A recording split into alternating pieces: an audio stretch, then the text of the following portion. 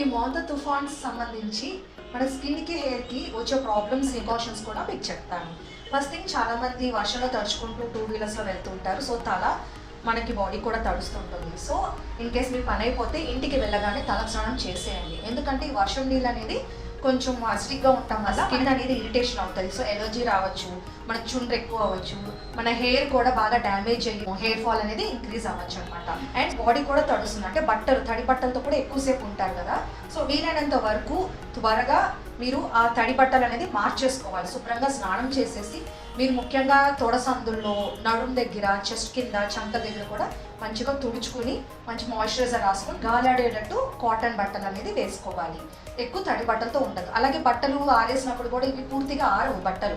So ఏమైనా తడి పొడిగా ఉన్నా కూడా వేసేసుకుంటారు. తడి బట్టలతో ఉండడం వల్ల కూడా మనకి తామర, ఫంగల్ ఇన్ఫెక్షన్ వస్తుంది. లేకపోతే ఫాలిక్యులైటిస్ అనేవి బ్యాక్టీరియల్ ఇన్ఫెక్షన్, ఇంపిటిగో ఎక్కువ పిల్లల్లో కూడా ఇది రావచ్చు అనమాట. అండ్ ఇంకొకటి, రోడ్స్ అని ఫ్లడ్ అయిపోయినాయి అని చెప్పి ఆ నీళ్ళలో నడుస్తుంటాం. సో అందువల్ల పాదాలు బాగా ఒరిసిపోతాయి. సో ఒరిసిపోయి పగుళ్ళు వచ్చేస్తుంది. వేల మధ్య కూడా మీకు తోలు ఉన్నట్టు, మంట దురద, బాగా ఎలర్జిక్గా అనేది అనిపిస్తుంది.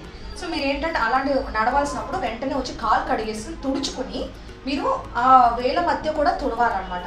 సో తుడిచేసుకుని మంచి మాయిశ్చరైజర్ రాసుకోండి ఎక్కువసేపు అలా ఉండాల్సి వచ్చినా కూడా. So for further details you can consult me doctor Suja skin hospital.